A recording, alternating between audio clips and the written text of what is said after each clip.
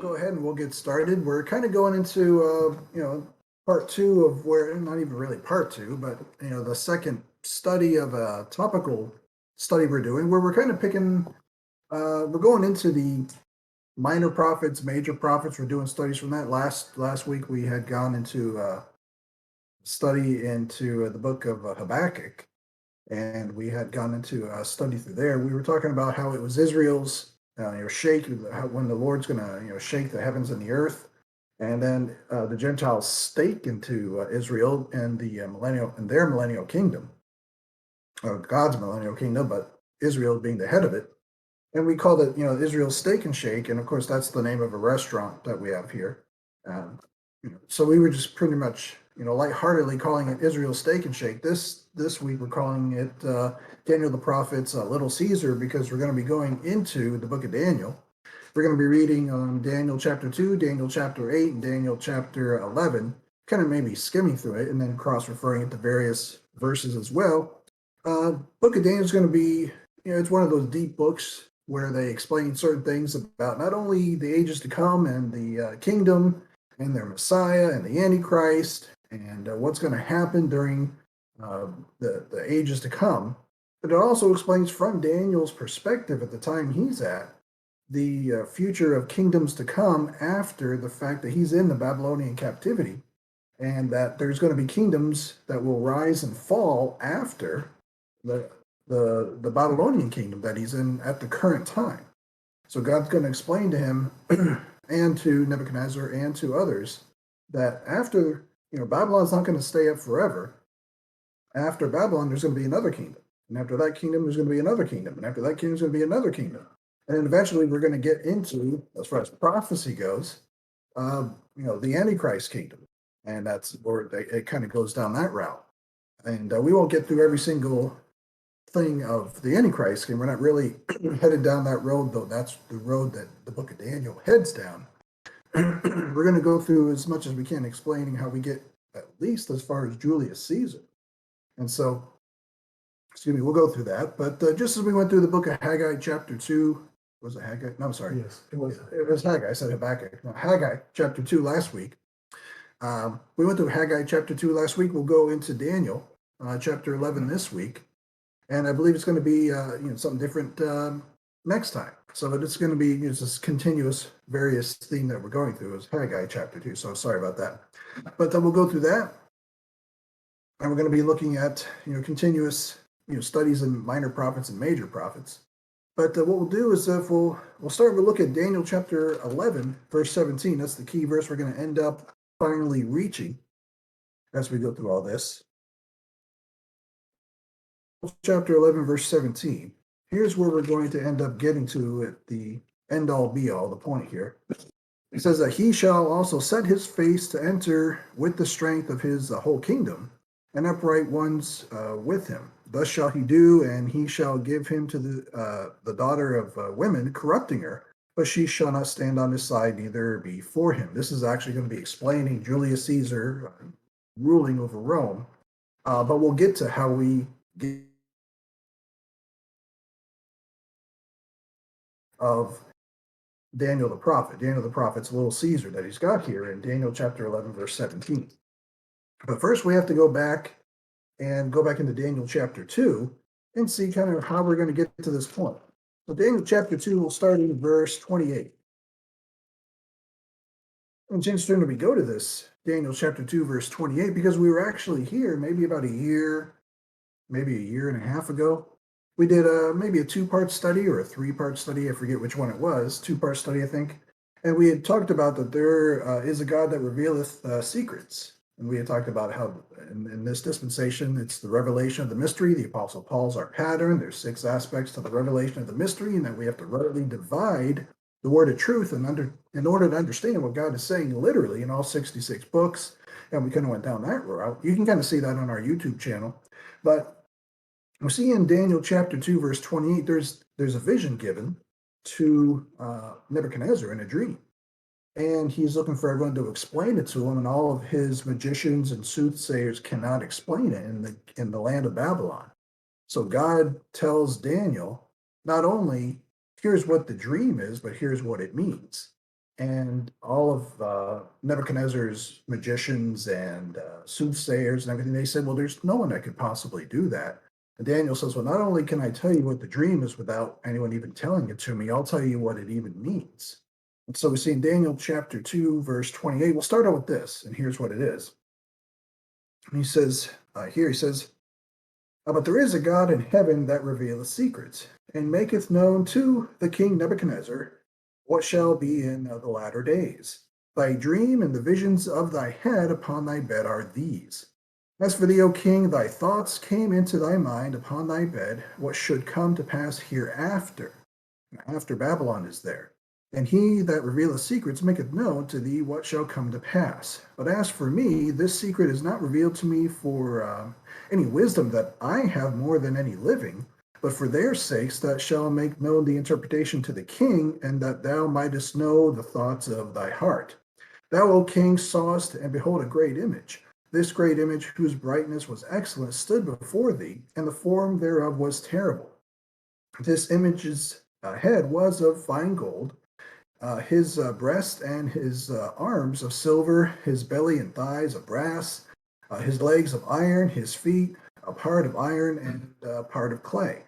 Thou sawest till that a stone was cut out without the hands, which smote the image upon his feet that were of iron and clay, and brake them to pieces. Then was the iron and the clay and the brass, the silver and the gold broken to pieces together, and became like the chaff of the summer threshing floors. And the wind carried them away, that no place was found for them. And the stone that smote the image became a great mountain and filled the whole earth. And so we see that's the explanation of what the dream was. He just tells the king what the dream is. And then verse 36 says, this is the dream, and we will tell the interpretation thereof before the king. Thou, O king, art a king of kings, for the God of heaven hath given thee a kingdom, power, and strength, and glory. And wheresoever the children of men dwell, the beasts of the field and the fowls of the heaven hath he given unto thine hand, and hath made thee ruler over them all. Thou art this head of gold. And after thee shall arise another kingdom inferior to thee, and another third kingdom of brass, which shall bear rule over all the earth. And a fourth kingdom shall be strong as iron, forasmuch as iron breaketh in pieces and subdue all things, and as iron that breaketh all these, it shall break in pieces and bruise. And it kind of keeps going from there and looking to see how far it really goes up to verse, let's say 44 and 45. Where it talks about the kingdom itself, saying, and in the days of these kings shall the God of heaven set up a kingdom. He keeps going down the list of kingdoms, which shall never be destroyed, and the kingdom shall not be left to other people, but it shall break in pieces and consume all these kingdoms, and it shall stand forever. For as much as thou sawest that the stone was cut out of the mountain without hands, and that it brake in pieces the iron, the brass, the clay, the silver, and the gold, the great God hath made known to the king what shall come to pass hereafter. And the dream is certain, and the interpretation thereof sure. So he's explaining to King Nebuchadnezzar, he's saying, this is what's going to happen hereafter. After your rule and your reign here in Babylon, here's what's going to happen based on this statute. If you look at, we'll go back a second here into verse, I think it was verse 39. And he was saying pretty much in the end of verse 38, he said, thou art this head of gold. So he's saying Babylon is the head of gold in this statute. And then he's saying pretty much as time goes on and Babylon fades out, there's going to be somebody else coming into power. And he says that, and after thee, verse 39, shall arise another kingdom inferior to thee. So the next kingdom coming up is not going to be as good as Babylon was, but they will be the ones who rise to power after Babylon fades out. Of course, we know that to be, throughout history, is Medo-Persia, the combination of these two, let's say, countries or these two powers is Medo and Persia. And so, the Medo-Persian Empire. And so we know this here. And it says, and another third kingdom of brass, which shall bear rule over the earth. So we see another one, and that's going to be in verse 39, talking about the third kingdom. And it says, another third kingdom of brass, which shall bear rule over all the earth. As you go down the list in this Daniel 2 statute, now we're going from Medo-Persia. Now we're going into Greece, and we're seeing that there's going to be, Greece takes over the earth, and they rule for a while after Babylon and after Medo-Persia. And then verse 40 says, "And the fourth kingdom shall be strong as iron, for as much as iron breaketh in pieces and subdue all things." Now you're getting into Rome, the Roman rule of all the earth, which you even see as you get into Matthew, Mark, Luke, and John. So when you see Matthew, Mark, Luke, and John, and you read about Herod, and you read about something that's going on with centurions and things that are taking place through the Roman occupation, you're reading about what God had told Daniel in Daniel chapter 2, this statue. And for Daniel, this is the future he won't even be around for. But he's being told this by God. And this is kind of a quick explanation in Daniel chapter 2. This is kind of the glimpse through the statue that he's seeing here. So we see this take place here. If we look at Daniel chapter 5, real quick, verse 25.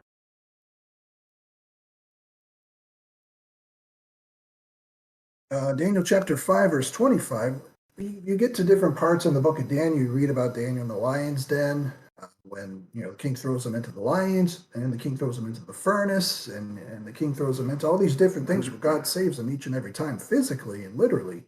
You can think of it as Daniel's a type of Israel, and he's going through these great tribulations where God is the one who not only provides for him, but saves him each and every time. You'll see here that it comes to an end just as it was said in Daniel chapter 2, when you see it in Daniel chapter 5, verse 25. There's literally that phrase that continues even into today about, can't you read the writing on the wall? Here is literally writing on the wall for King Nebuchadnezzar. And it says in verse 25, "And this is the writing that was written, mene tekel upharsin." It says, verse 26, "This is the interpretation of the thing," meaning God hath numbered thy kingdom and finished it for Babylon. Tekel, thou art weighed in the balances and art found wanting. It says, "Paris, thy kingdom is divided and given to the Medes and Persians." That was supposed to happen. That's Daniel chapter 2. Then commanded Belshazzar, and they clothed Daniel with scarlet, put a chain of gold about his neck, and made a proclamation concerning him that he should be the third ruler in the kingdom. And that night was Belshazzar, the king of the Chaldeans, slain, and Darius the Median took the kingdom. There's Darius. Now instead of it being Nebuchadnezzar, it's King Darius, being about 62 years old. So now we're seeing moving in, just as it was prophesied, that Babylon falls and the Medo-Persian Empire rises. And this is all happening in Daniel's time. It's seeing that this is playing out exactly as it should. So we're seeing this throughout the book of Daniel. If you look at Daniel chapter 8, see if we can get through a little bit of it. We don't want to spend too much time in 8, but we do want to see some commonalities a little bit. Again, he's going to reread it again, re-explain it, Daniel chapter 2, but he's going to add some more details or some more information about how it's going to go from Babylon to Medo-Persia, from Medo-Persia to Greece, and from Greece to Rome. But he's going to add some more information, and he also gets into the Antichrist and his kingdom. But he's explaining things with a little more speed and a little less detail, or a little more detail. Just the details are coming out from a different angle this time. So we'll see here in verse 8. Sorry, chapter 8, verse 1. Sorry. He says that in the third year of the reign of King Belshazzar, a vision appeared unto me, even unto me Daniel, after that which appeared unto me at the first. And I saw in a vision, and it came to pass, when I saw that I was at Shushan in the palace, which is in the province of Elam, and I saw in a vision I was by the river of Ulai. Then I lifted up mine eyes and saw, and behold, there stood before the river a ram which had 2 horns. And the 2 horns were high, but one was higher than the other, and the higher came up last. And I saw the ram pushing westward and northward and southward, so that no beast might stand before him. Neither was there any that could deliver out of his hand, but he did according to his will, and became great. And as I was considering, behold, and he-goat came from the west on the face of the whole earth, and touched not the ground. And the goat had a notable horn between his eyes. And he came to the ram that had 2 horns, which I had seen standing before the river, and ran unto him in the fury of his power. And I saw him come close unto the ram, and he was moved with choler against him. Or just remember that phrase for later. He moved with choler against him, and smote the ram, and brake his two horns, and there was no power in the ram to stand before him. But he cast him down to the ground, and stamped upon him, and there was none that could deliver the ram out of his hand. So what we're seeing here is, we're going to look at some correlating verses here. And therefore the he-goat waxed very great. You're seeing again the explanation. There's some little more details here, and he's moving a little bit differently than what he did in Daniel chapter 2, but he's saying that things are going from Babylon to Medo-Persia to Greece, and Greece into Rome. For example, if we go back to Daniel chapter 8, verse 6, what we just read, he says, And he came to the ram that had two horns, which I had seen standing before the river, and ran unto him in the fury of his power. If we go to verse 20 in Daniel chapter 8, he says, The ram, which thou sawest having two horns, that you're reading about there in verse 6, are the kings of Media and Persia. We just saw that in Daniel chapter 2. And he's explaining, well, he's using a different type of animal. He's saying, well, this is going to represent this, and this is going to represent that. The statue was one type of representation where gold and silver and iron and brass and all this represents those kingdoms. Over here, these animals are representing these kingdoms, and the he-goats and the rams and the horns and everything else. These are representing the same kingdoms. And it said this time, here's how the kingdoms are moving around. Here's how they're going to do what they're going to do. And so you see that in verse 6. And he came to the ram that had two horns. Verse 20 says, The ram which thou sawest having two horns are the kings of Media and Persia. So he's explaining that.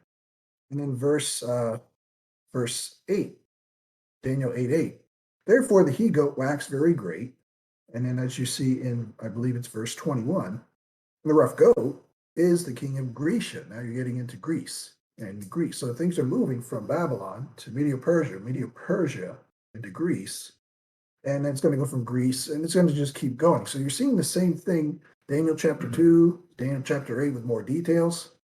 And then as we go from Daniel chapter 8, now we're going into Daniel chapter 11, even more details. So we're seeing the breakdown in Daniel chapter 2 is the explanation of the kingdoms to come from Daniel's perspective.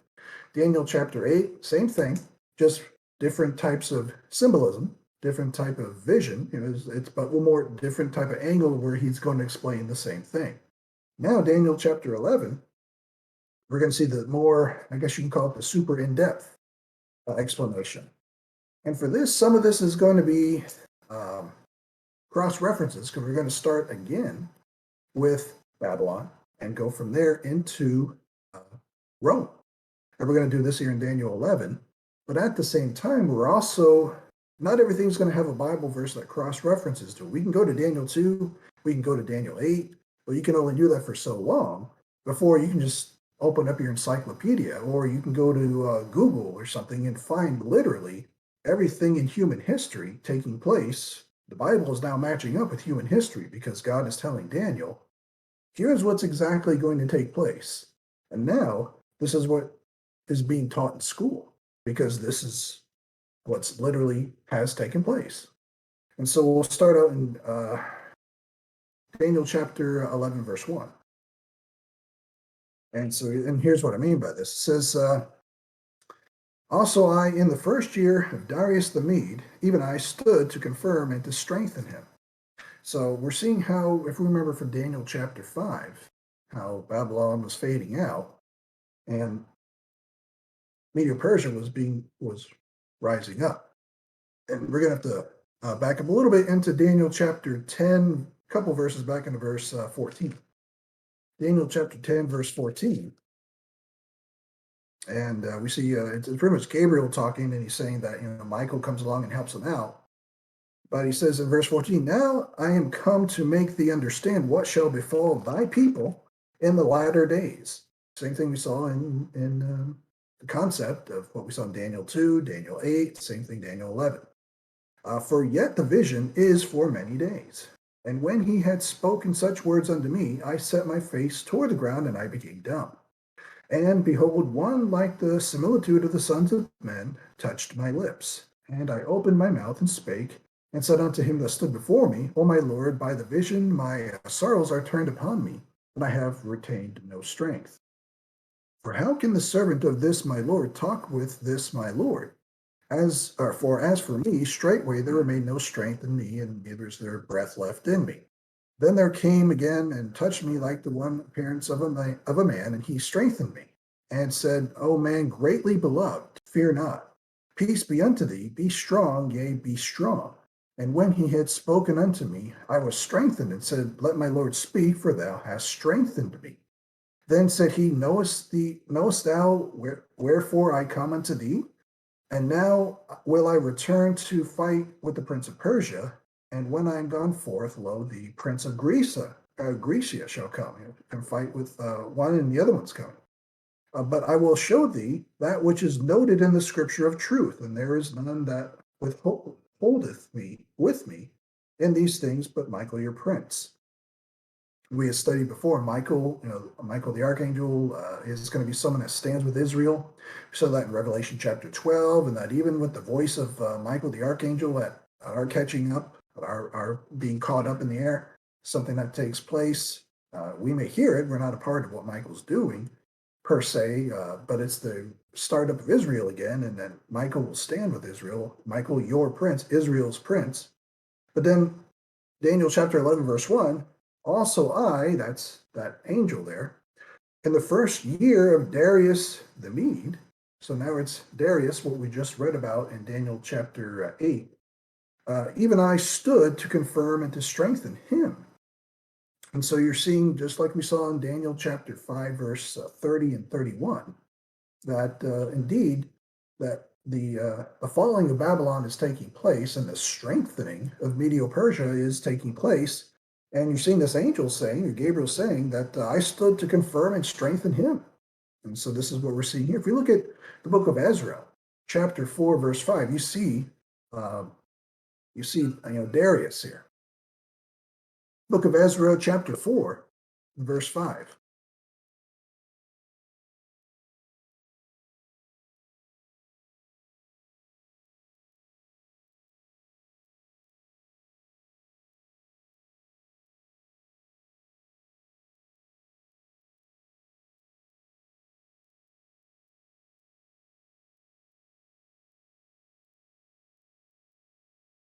Chapter 4, verse 5.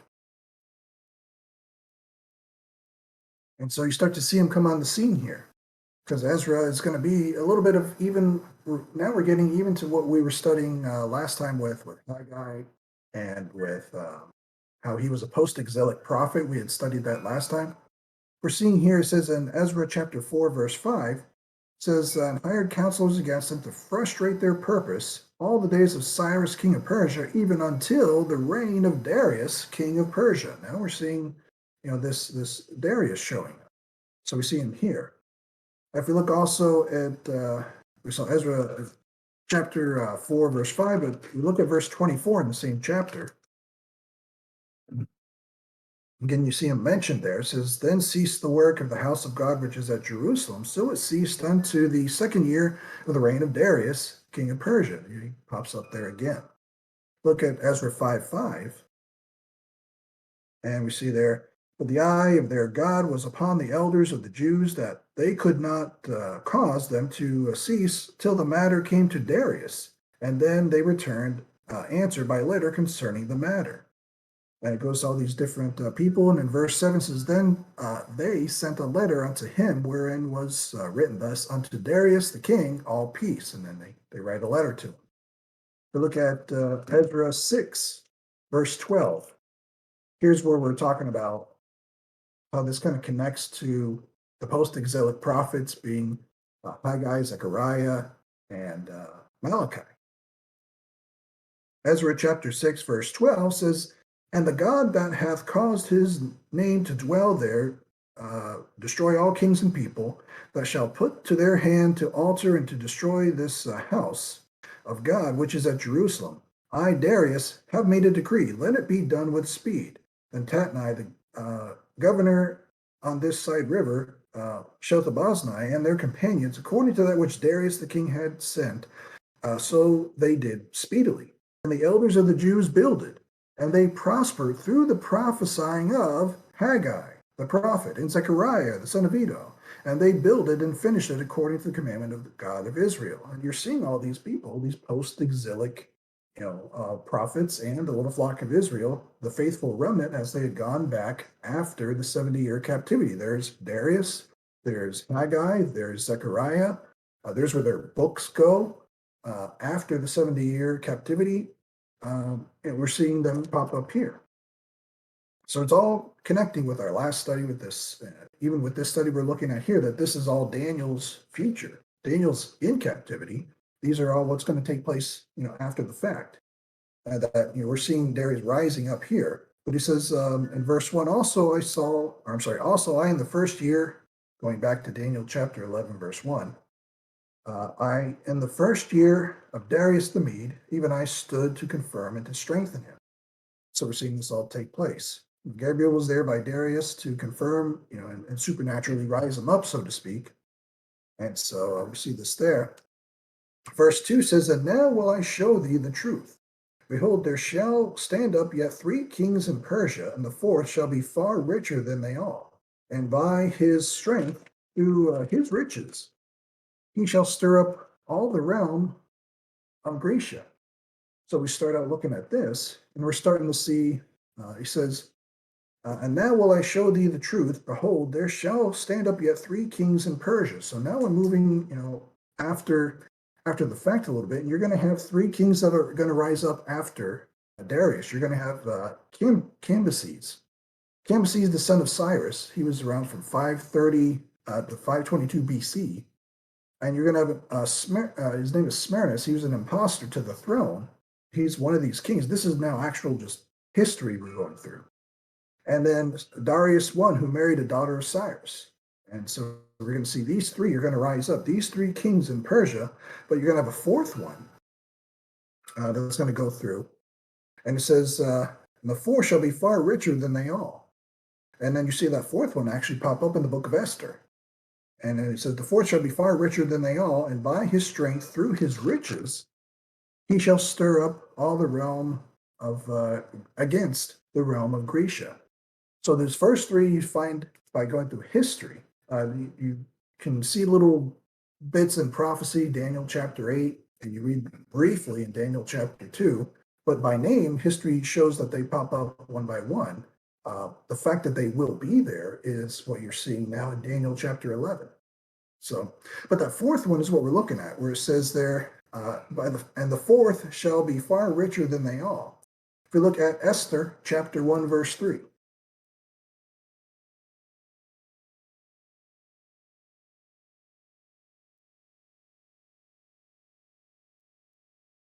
Esther chapter 1, let's go to verse 3.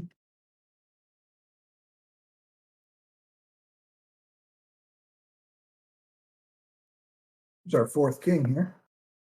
It says, in the 3rd year of his reign, he made a feast unto all his princes and his servants, the power of Persia and Media, the nobles and princes of the provinces being before him, when he showed the riches of his glorious kingdom and the honor of his excellent majesty many days, even 180 days. You're seeing, Artaxerxes, also Osiris that you see there. But this is our 4th king here. And this is, taking place around the same time. It's what you're seeing come into play here.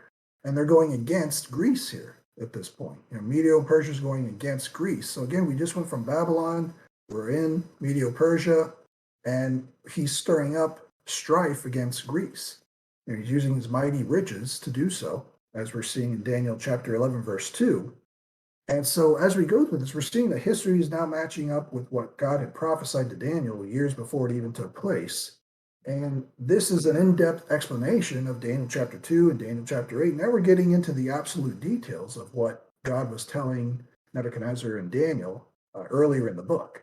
Now, Daniel chapter 11 is just going into in-depth absolute detail of exactly what's to take place, and if they were to live that long, what they need to be watching out for. And so he's explaining this to them. So he's explaining those three kings of Cambyses, Smerdis, Darius, and then eventually, Artaxerxes there. And he talks about this here. And so we see in verse 3, he says, "And a mighty king," Daniel chapter 11, verse 3, as a result, "And a mighty king shall stand up that shall rule with great dominion and do according to his will." And so as we see this here, we can see if we look at Daniel chapter 7, verse 6, that he mentions this also in previous prophecies as well.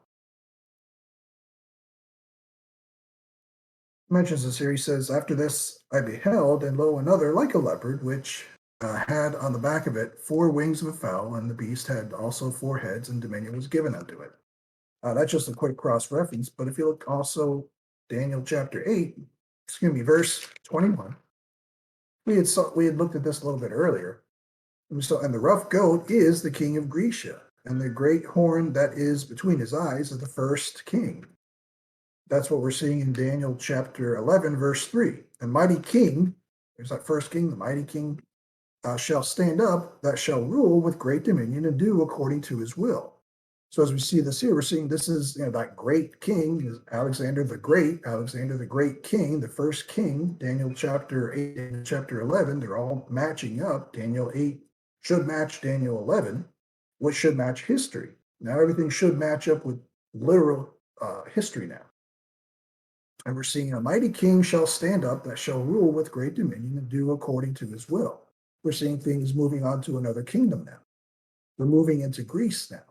And it says that he's placed in prophecy, as we're seeing here, and that he shall rule with great dominion. And that he defeated the Persians in the battle of Arbela. This is what literally took place, and continued his campaign all the way to the borders of India. This is what Alexander the Great did.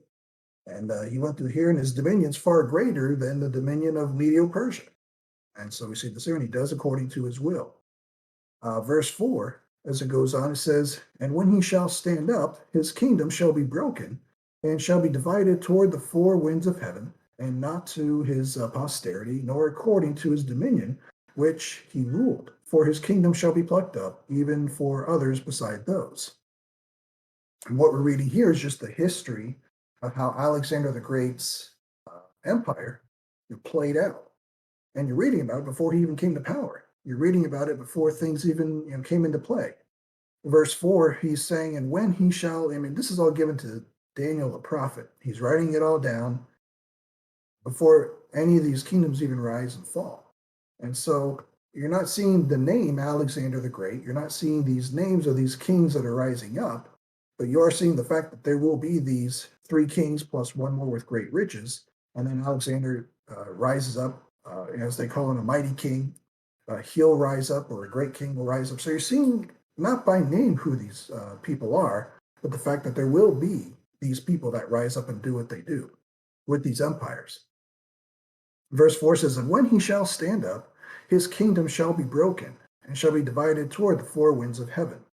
And so when he shall stand up, that's when he's at the peak of his power. And when he was at the peak of his power, it says his kingdom shall be broken. That's when Alexander the Great's kingdom was broken, when he was at the peak of all things. He died in 323, and immediately 36 of his generals started scrambling to get all that power that he had.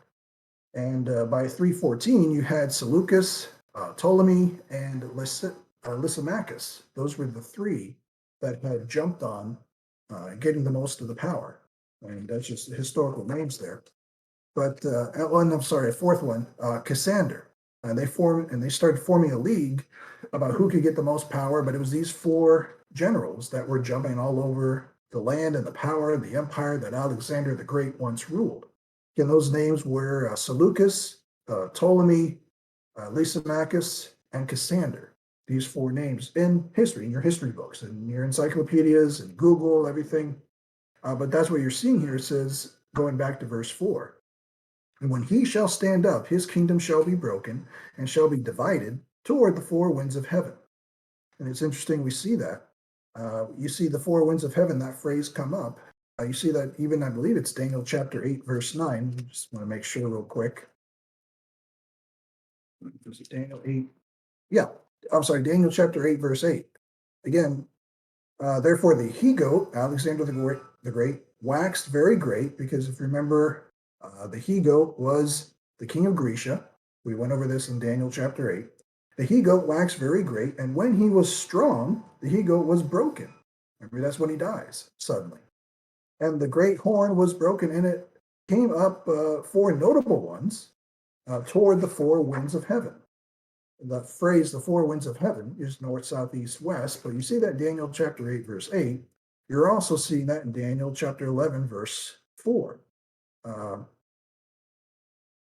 Shall be divided toward the four winds of heaven. They're explaining things. He's making sure that Daniel knows, just as that previous vision in Daniel chapter 8 has things being explained towards the four winds of heaven.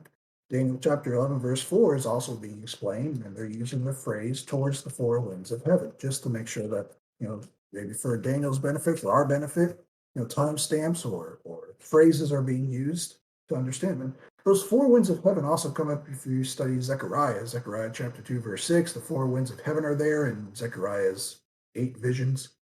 And you see it also in Matthew chapter 24, verse 31, the four winds of heaven. But that phrase is there, and that's where we're seeing it being used. And so as we go through here, it says, verse 4, and when he shall stand up, his kingdom shall be broken. That's where he dies. And shall be divided toward the four winds of heaven, and not to his posterity. It says, and not to his posterity. Now, posterity, when you look that up, posterity means descendants of an individual.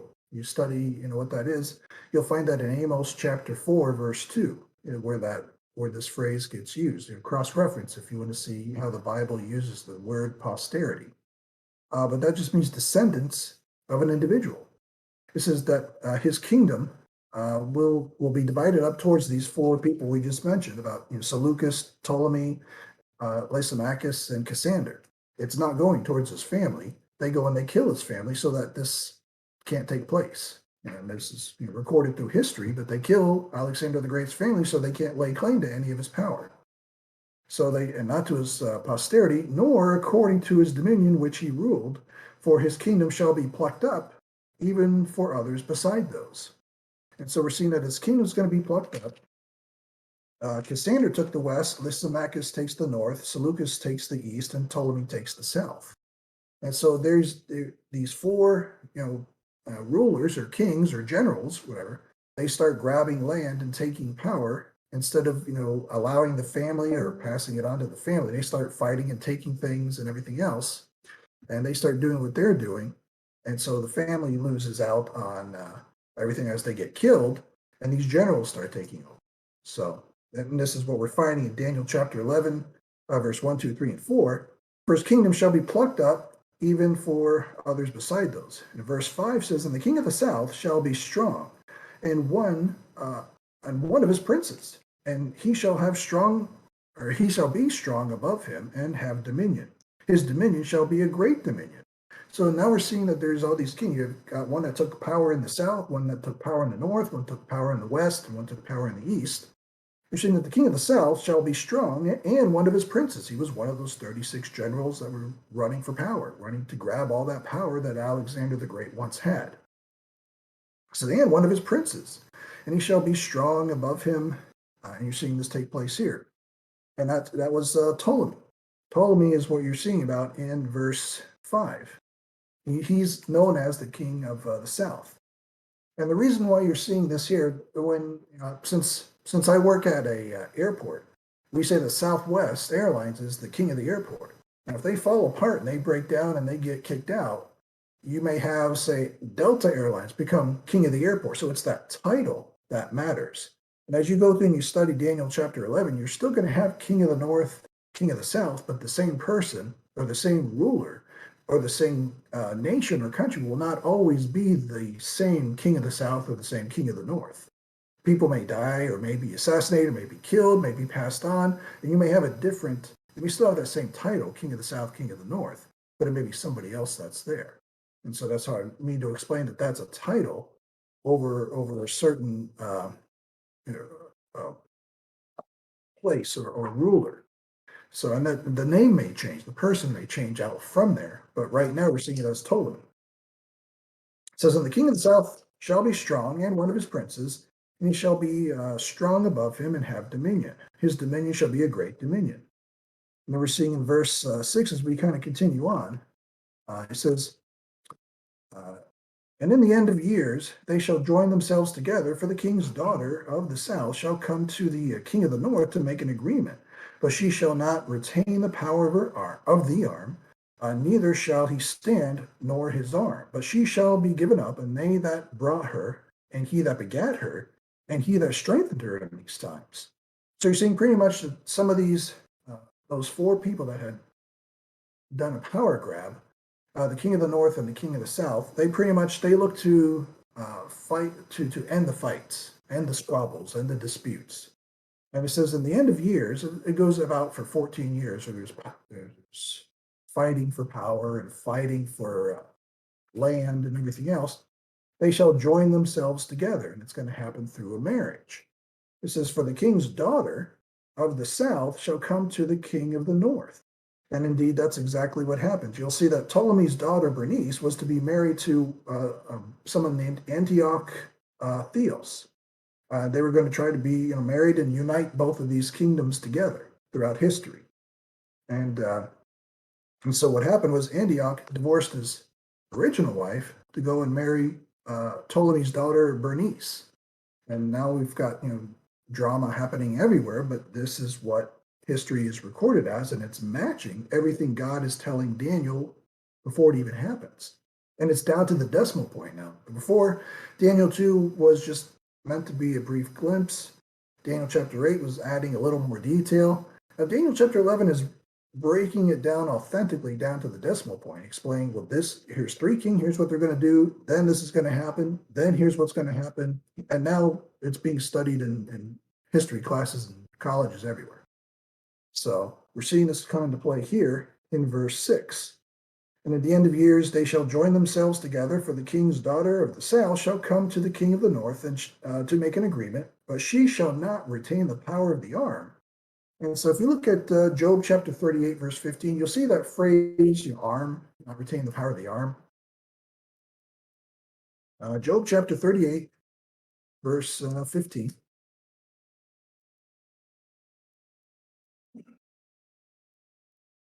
It says here, and from the wicked their light is withholden, and the high arm shall be broken. Talking about the type of power. If we look at Ezekiel chapter 30, verse 21.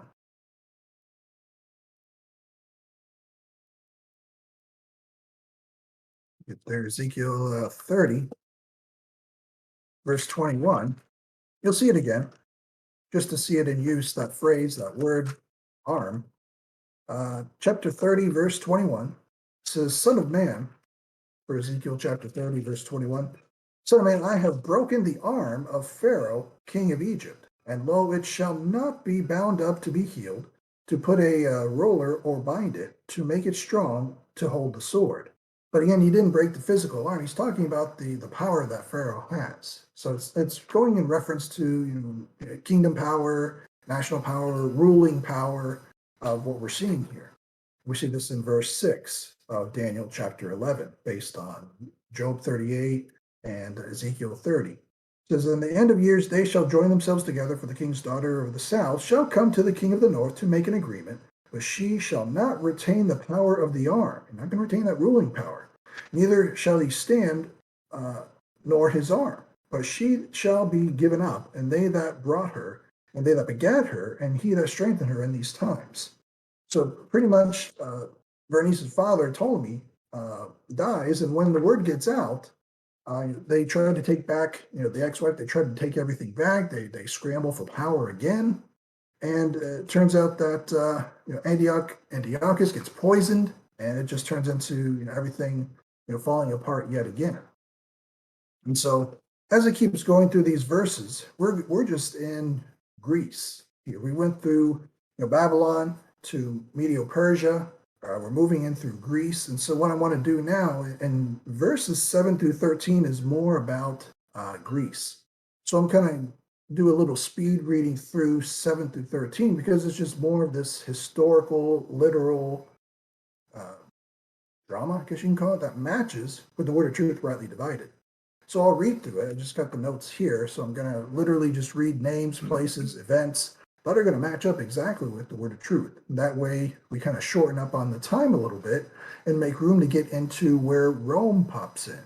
That's our Matthew, Mark, Luke, and John, Rome.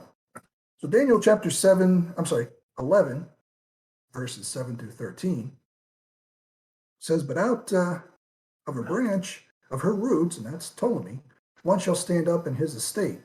And one was to stand up in Ptolemy's estate or office, and this was his son, Bernice's brother, Ptolemy Euergetes. He's now seated on the throne. And I'm just reading through this real quick.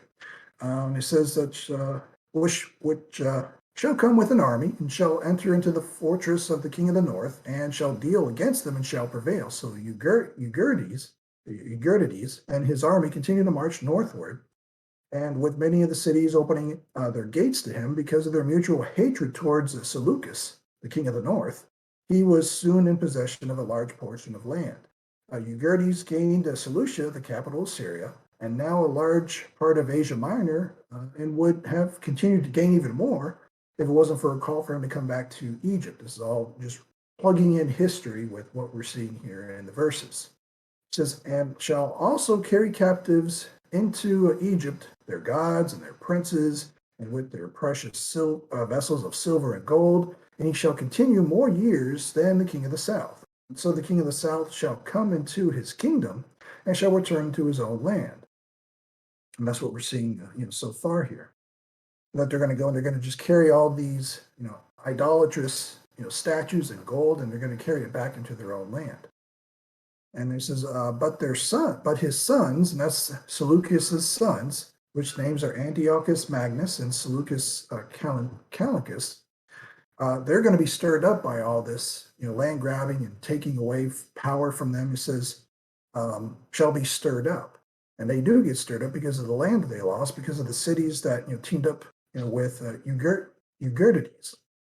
Again, you're just plugging in history with the verses here. But everything does have its application, historical application. And remember, every verse has its literal application, historical application, spiritual application. And we're seeing that it's all plugging in for what we're seeing here. And we see that this is working out for Daniel chapter 11, verse 8. And then it says, but his son shall be stirred up. And as we see this work out here, now we're in verse 10, and shall assemble a multitude of great forces, and one shall certainly come. And so then we see more that comes about through this, and shall overflow and pass through, then shall he return and be stirred up even to his fortress.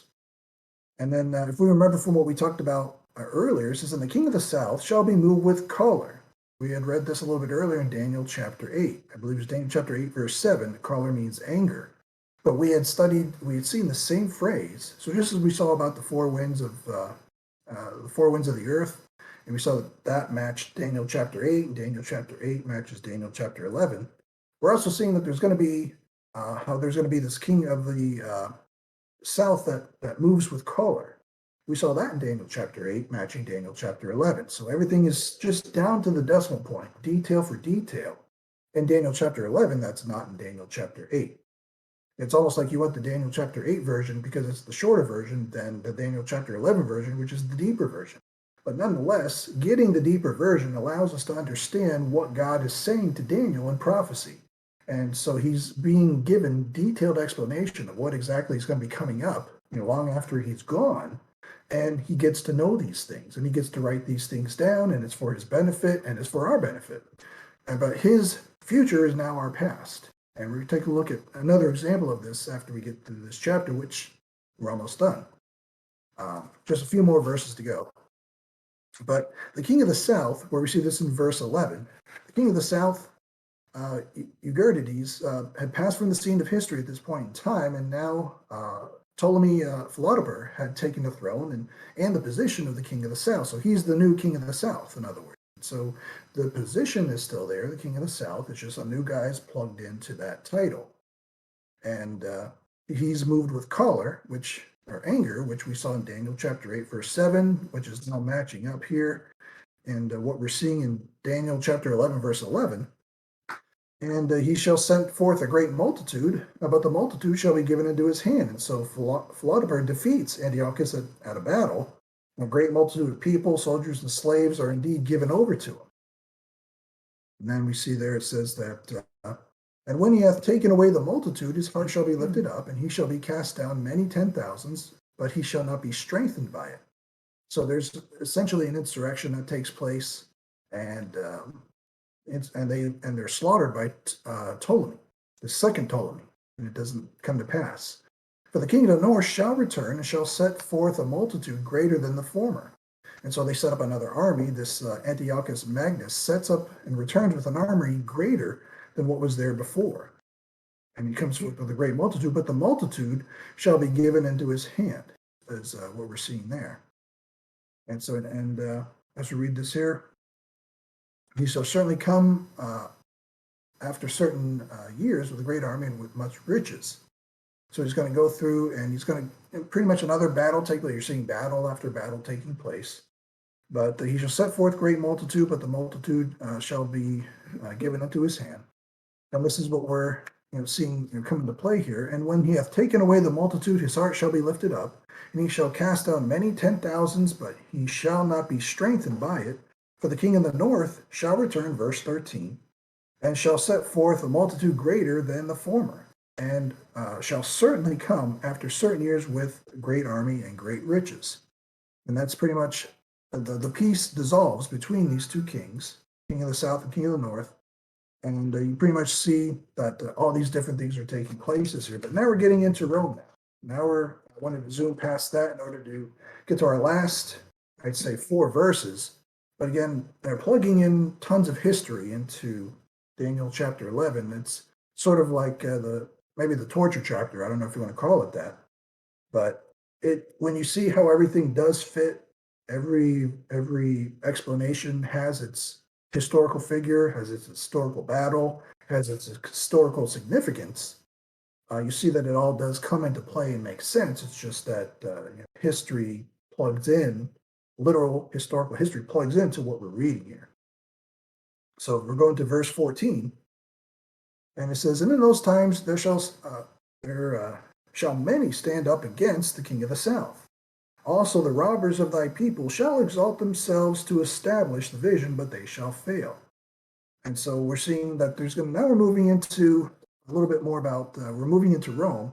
So many stand up against Ptolemy in this case. He makes a league with King Philip of Macedonia and agrees to divide this empire he has, closest and convenient to him. Many continue to stand up against him, and Ptolemy continues irregardless of the league that he makes.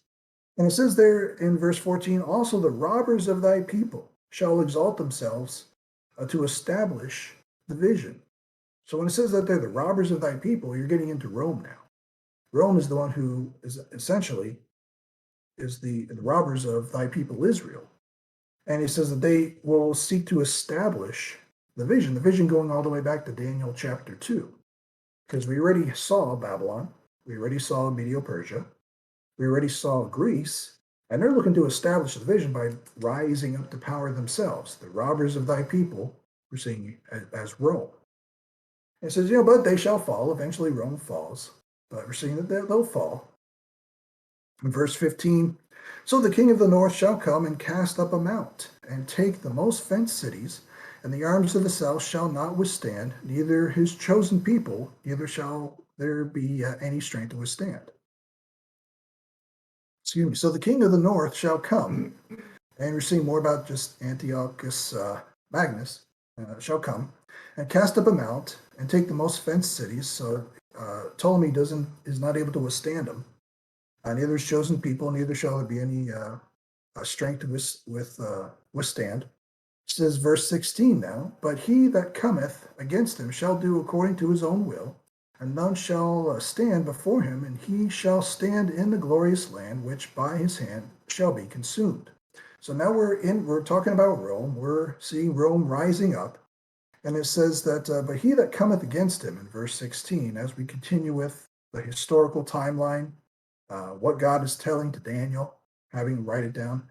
We've gone through these different kingdoms. We're going through Rome. We're seeing Rome rising up, and it's saying, "But he that cometh against him, he that's coming against this Ptolemy, the second Ptolemy, we're seeing that's that's Rome now. That's under the rulership of Pompey, no less. Now Rome starts to show his power, and Rome under Pompey was to come against the king of the north, who at that time was Antiochus Asiaticus. And this is what we're kind of plugging in here. And he's saying that he shall do according to his own will, and none shall stand before him. That's what we're seeing in verse 16, because Rome is supposed to be that which fulfills the vision of Daniel 2 and Daniel 8. This next nation, this next kingdom is supposed to rise up. And that's exactly what it's doing. That's what we're seeing in this in-depth detail of Daniel chapter 11. And it's saying that he shall stand in the glorious land. And when we see this here, of course, Rome stands and then it rules over Israel. At this time in prophecy, the glorious land. That's what you see in Matthew, Mark, Luke, and John. Rome ruling over the glorious land. They're standing in the glorious land. Look at Jeremiah chapter 3, verse 19.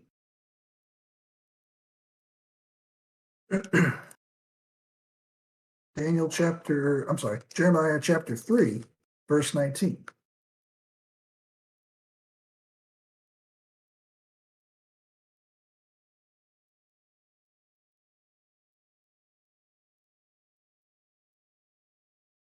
Said I got that correct. And what we're looking at here says, and he, that's Rome, shall stand in the glorious land of Israel. Jeremiah 3:19 says, but I said, how shall I put thee among the children and give thee a pleasant land, Israel, a goodly heritage, Israel, of the host of nations? And I said, thou shalt call me my father and shall not turn away from me. So you're seeing Israel being called pleasant land, glorious land, good land, that type of thing. You also see more about it, Daniel. I believe it's, if I can just get back to it for a moment, Daniel chapter 8 again, verse 9.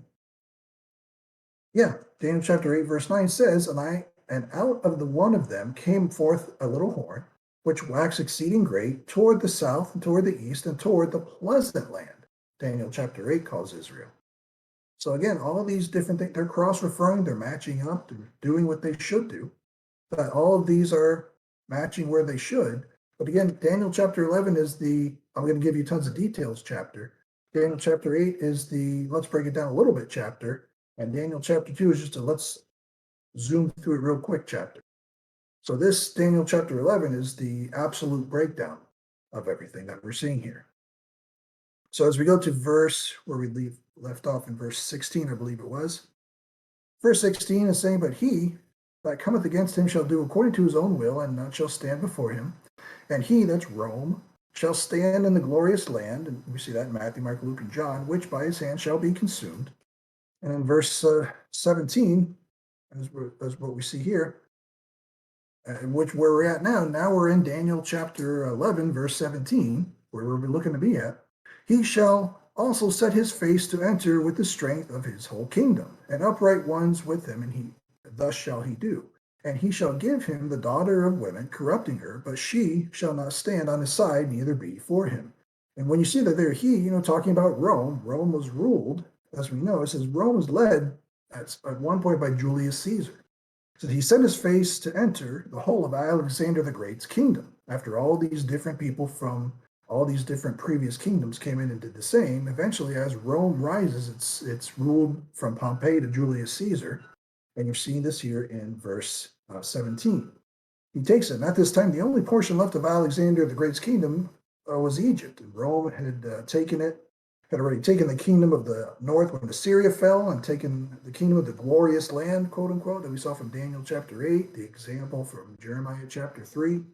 And now they decide that they're going to take the king of the south, and they go forth with this as well. And so we're seeing that this is what takes place as well. When you see more in this chapter, it says, and this is how we know more about this idea of Julius Caesar, it says, and he shall give him the daughter of women, corrupting her, that's Cleopatra. But she shall not stand on his side, neither be for him. And then it kind of goes on from there. But this is where we get to when we go through all that we just went through to get to the little Caesar, the little horn, the little part we're seeing in Daniel chapter 11, verse 17. breaking it first in Daniel chapter 2, going a little bit of a cross-reference in Daniel chapter 8, moving in detail for detail in Daniel chapter 11. And so we see how we have the benefit of plugging in places and battles and people and events from where we sit in Daniel the prophet's future. But at this point, as Daniel writes this down, this is Daniel's future, this is our past from where we sit. If we look at Revelation chapter 17, now we get to feel like Daniel. Daniel chapter 17, verse 12. I'm sorry, Revelation chapter 17. I keep doing that. Revelation chapter 17, verse 12. Revelation 17, verse 12. Here are some future events coming up. We're going to see that there are going to be some things taking place. We're going to see that there are some definite, absolute events we know will take. We're not going to be here for it. We see in Revelation chapter 17, verse 12, it says, "And the 10 horns which thou sawest are 10 kings, which have received no kingdom as yet, but receive power as kings 1 hour with the beast. These have one mind, and shall give their power and strength unto the beast. These shall make war with the Lamb, and the Lamb shall overcome them, for he is Lord of lords and King of kings. And they that are with him are called and chosen and faithful. And he said unto me, The waters which thou sawest, where the horse sitteth, are peoples and multitudes and nations and tongues. And the 10 horns which thou sawest upon the beast, these shall hate the whore, and shall make her desolate and naked, and shall eat her flesh, and burn her with fire. For God hath put in their hearts to fulfill his will, and to agree, and give their kingdom unto the beast, until the words of God shall be fulfilled. And the woman which thou sawest is that great city which reigneth over the kings of the earth." And so we see this come into play here. So the thing is, as we read, say, Revelation chapter 17, having just gone through the book of Daniel and seeing that we had the benefit from where we sit at this point in time as this video is filmed, that we can plug in nations and people and places and everything into Daniel chapter 11 and say, oh, this is who those people turn out to be. We have the benefit of that. Daniel didn't have that benefit. He took by faith what God said, and what God said, he said, this is what's going to be. I just don't know who these people are, verbatim. When we read Revelation chapter 17, we say, well, this is absolutely what's going to come to pass. We know it for a fact. We believe it by faith. But we see verse 12, and the 10 horns which thou sawest are 10 kings. Who are the 10 kings? What's their name? To this moment, I have no idea. I can't go find a verse for it. I can't go find I don't know if it's Bob, Joe, Jake, Thomas. I don't know what their names are. I don't know who they are. But somebody who's in the ages to come may be able to see, may turn on channel 2 one day, or whatever it's called, whenever this comes into play, and they'll watch 10 kings give their power to the beast, and they'll, if they have their Bible open, they'll be, well, am I just watching this come into play and take place? And that's literally King George and King Bob and King Jeff and King Joe. They're all just giving their power to this guy. And it's what it says right here in Revelation 17, verse 12. So we don't know who that's going to be. Someone's going to know who that's going to be. And they have to decide what they're going to do with that information. We have the benefit of not needing to do something with that.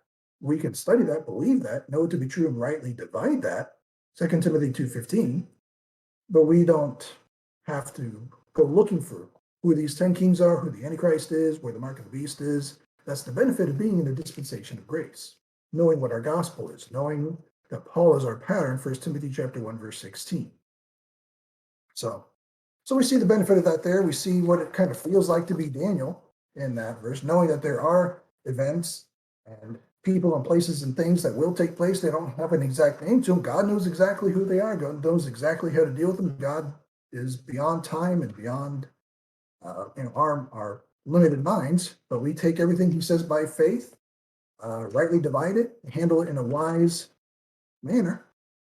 And so with that, we'll see that this was our study today on Daniel chapter 11, Daniel chapter 8, Daniel chapter 2. We rightly divide it, put it in the proper perspective. And with that, I will see if there's any kind of thoughts, comments, or anything with regards to that. I guess the question arises for me is a couple of things. First, what is the timeline? In other words, when does the Israel captivity end? And when does Daniel get these visions when's the kings north and the south and, all that kind of thing. And one other thing, I want to know if you have an idea, and maybe we just didn't go over it. What, was there no significance to the kings of the east and the west as far as, you went into north and south a lot, but there's nothing east and west. I didn't see anything about the East and West told by God. I'm sure we can go into encyclopedia, whatever, and look up their names, Cassander and everything else, and look up what happened to them and their details. But obviously it wasn't as He wasn't significant as as north and significant. south. Yeah.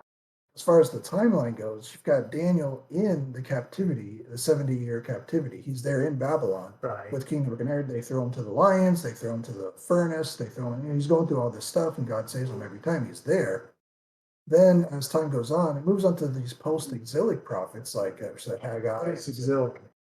I mean, they're after, Exile. yeah, after the Okay. exile. So he's there in the exile, and you got people, Jews after the exile, and you got people before the exile.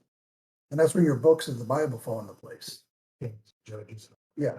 And so you've got Haggai, Zechariah, and Malachi that are encouraging the little flock, go back and rebuild and start building stuff up again and do what you got to do. And so they're going to go and do that. Right. But in the meantime, God is telling Daniel, you're in this Gentile territory. Let me tell you about these other Gentile territories that are going to happen after the fact. Since you're in a Gentile, you're not in Israel. But let me tell you about all these other Gentile rulers, the Antichrist. Well, he's a Jew, but he's going to be, like the wicked. Let me tell you all these other wicked rulers, all these other people, all these other nations that are Gentile in origin, and what they're going to do and when they're going to do it, and all these battles, people, dramas, all that stuff. So, yeah. Couple thoughts, of course. Yeah. One is I don't remember. I'm sorry, I may have got distracted. If you had talked about the animals with the parts of the statue, Mm-hmm. Like one part, the part for Greece for Alexander the Great. He was, that kingdom was compared to a leopard or something because of the speed with which he overtook countries. So there's connections like that. There's a bear, I can't remember if that one's Rome or whatnot, but I had never put some of those visions together to show that they're the same things. That was for me. Yeah. Now that I think I missed out on Daniel chapter 7, but you're right. They show that bear eating much flesh. They got ribs in his mouth and everything. That's supposed to be them conquering lands and everything. That's another Babylon, Persian, Greece, and Rome thing. Right. And then one thing, you can correct me if I'm wrong. I've picked up somewhere along the way, hopefully bad baggage, but that as the kingdoms progressed, I was told that they were less strong militarily or used less military strength. And as they went along, they gained in socioeconomic power, kind of like, us being told you have to take a COVID shot if you're a federal worker, that's more socioeconomic power than, somebody with a rifle, Yeah. hitting you in the head or something. Yeah. It's more political power. Mm-hmm. So I don't know if that's right or not, but I think I see it. So Yeah, it's good. Now that you bring it up, I can kind of plug into my mind Daniel chapter 7 with 2, 8, and 11. So it's putting a lot of chapters together, that book of Daniel. So, yeah. But yeah, so now we're seeing what Daniel puts together all those kingdoms of Babylon, Medio-Persia, Greece, and Rome. And then it even goes into, well, let's look at what the Antichrist kingdom is going to be like. Let's see what the Antichrist, what he's going to act like, who he's going to be like, how he's going to fight against the the saints, the kingdom saints in this case. So it really plugs in a lot. It is a pretty in-depth study. Yeah, yeah. I mean, that's one of those areas of the Bible that are still confusing to me. 480 years, and the 7 years of weeks of years, and I get that. But I think it's almost easier to figure out Ezekiel 1 sometimes than Daniel, because the little horn and the horn cracks and this and that, it's just hard to follow for me. See, you can actually say, Daniel chapter 8, you can kind of help yourself out with Daniel chapter 7 or Daniel chapter 11. Just let Greece be Greece and Rome be Rome and Medo-Persia be Medo-Persia, whatever it is, whatever Right. chapter it is you're studying, kind of plug all the details together and kind of cross-refer it all together, Daniel 2 with Daniel 7 with Daniel 8 with Daniel 11, and kind of let all these nations, plug all their details together. And Kind of like, but more complex than Genesis, where it retells the story. It's not two different tellings. It's just two different, I guess, angles or whatever. Yeah. But Daniel's got more angles going on than than they did back then. The Bible does that a lot. It does it in Genesis, does it in Matthew, Mark, Luke, and John, does it in Daniel, does it in Revelation. They do that a couple times just to get you, thinking, let alone tells you the same event in minor prophets, major prophets. Yep. Ephesians, we're talking about the family, wives, husbands, children, masters, servants. Yeah. It's like he repeats the important stuff. Yeah. Repetition is a great teacher. So yeah. Say that again. So repetition is a great teacher. Say that again. He fell for it, Gene. Sorry about that, John. I gotta slap him. I mean, when I did hearing tests on all Air Force personnel or whatever, they came in. Their big joke was, "Huh?" Yeah. And it's like I haven't heard that 100,000 times. They always say, "My wife tells me I can't hear her." I said, "No, that's selective hearing, sir. that's not any equipment problems. That's that's your choice." So anyway, I think I'll have to bow out so you can get your wife. Yeah, I was looking to head out a little bit early as well, but yeah, that's if anyone else didn't have any other thoughts or questions, we can definitely keep going. If there's anything else, absolutely. Anything on Daniel here, the fact that we called this, the book of Daniel's or Daniel the prophet's Little Caesar. Now we see that there was, Little Horn and Julius Caesar in Rome as we went through Right. Babylon, Medo-Persia, Greece, and Rome. That was kind of the point. Is that I'm not sure that everyone who studies, what this has all these restaurant names, but nonetheless, that's kind of my excuse for going into Habakkuk, going into Haggai, going into Daniel, going into Obadiah. Is Right. grab a little name and then just start digging into the chapters. And it's got some common theme of restaurant names, just for the sake of picking something. So what is the next one? Mike had Pizza Hut or what? Something. Little Caesar. Yeah. Pan. My dad used to love those. He just out of nowhere just go pan. But It's neat yeah. to study some of the history and the geography of this land because, I've mentioned this before. I never understood when Jesus was with the woman at the well. It's like, what's the big deal? Yeah. The Samaritan. I didn't understand the culture that was going on at the time, and so those kinds of things Just add a little bit more to the study, Yeah. not to take the place of what the Bible Yeah, says, yeah, but to enhance maybe. yeah. Yep. Well, it takes. Well, we've been watching The Chosen.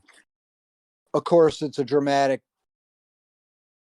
series, whatever, and you know, you don't know exactly what Thomas said to Jesus on at this point or whatever. It's like last night we were watching the feeding of the 5,000. Okay, so he tells them, go grab, you know, a basket for each of you. So they grab a basket, and the baskets have lids on them, and they each throw a piece of you know, some bread and fish in their basket, and they top it off. And Thomas, he looks at Jesus and says, "This looks familiar," because Thomas earlier had gone through the changing the water into wine in the story. in the story, the way they wrote it. So you don't know if he said this looks like the same thing, you know. But I mean, it takes it from, you know, flat two-dimensional off the page into, you know, 3D a little bit. But Gene was good because he taught was like, well, that's not rightly divided. Of course, there's a lot of stuff there. Oh yeah, there's a lot. And it's not even chronological, of course, but you know, Yeah. it makes for thinking. Yeah. Very true. Very true. Have you seen that? Have you, No, no. just don't watch it. Yeah, For it or against it, I just don't. I just like, nah, I'm just not gonna watch it. sure. Sure. I mean, there are times when I go, nah, I don't want to see the last episode, but we did. And they're shooting for 4 more seasons, so I don't know. It's just, I mean, you definitely see the worldliness where it's coming from, the denominational, Yeah. and they have the director who thinks this is the gospel. You know, he's got a team. He's got a Catholic, a Jew, probably a very liberal Jew, and an evangelist. Evangelical. Evangelical. But he's John MacArthur Salvation. Yeah, he's John MacArthur Lordship Salvation guy. So he goes around asking the question, and you know, they get these answers, and I just go, this means nothing. This means nothing. Like driving home Friday, the radio host was discussing with this guy who was very particular. He claimed to be a Christian, but I'm listening to these two people battle theological points back and forth, and I said that you've got the blind leading the blind. I mean, it's not helping anybody out here. So You're right. But they feel good about themselves. oh yeah. But it's a good off point. I mean, you know, you can where they are, meet them where they are, and then expand their horizon a little bit. Meet them where they are and expand the horizons. So I don't know. It's hard. We handed out more cards today than usual. Thank God. Oh, lady, she said, how was church today? And I go, we haven't met yet. And I remember you. You're the one who gave me I sent your husband's card, the business card track. I go, oh, so did you look at it? She goes, I did. Did you watch the video? She goes, I did. What did you think? It was good. I was really. So we got into this conversation, and then I said, well, you'll find a lot of good stuff on that website. Check it out. I will. And then I said, you may want to go through seminars chronologically. And she said, okay. And then before I left, I said, oh, and what did your husband think? And she said, oh, he hasn't watched it yet. And I go, oh, well, and she said, that's what I want us to do together. I'm like, great. Well, that should be interesting when you watch it and stuff. And then I just saw a little a while ago that Nan Lovelace, that Grayson Bass Justin's going to start Romans. And since she sounds like a churchgoer and she sounds like she's into the Bible and stuff, I called her up and said that you may want to check this out. And she sounded excited. So that's Ryan, you know his name. Ryan and Marlene is this couple. Okay.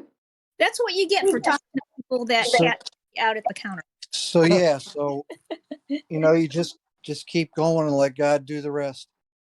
And hopefully they'll be stirred by this and continue to look into the website. Speaking of going and getting going, that's what I got to do. All right, gotta go. So, Take So- care. Thank you, John. yeah, thanks for everyone joining, and Yeah, we'll be back here Wednesday. Okay, bye, Andrea, Ernie, and everyone else on. Everyone, take care. We'll be here. We'll be here We'll be again. here Wednesday. Yeah, we'll be here Wednesday and Sunday. All right, Thanks, thanks, Jim. Yep, thanks, Loretta.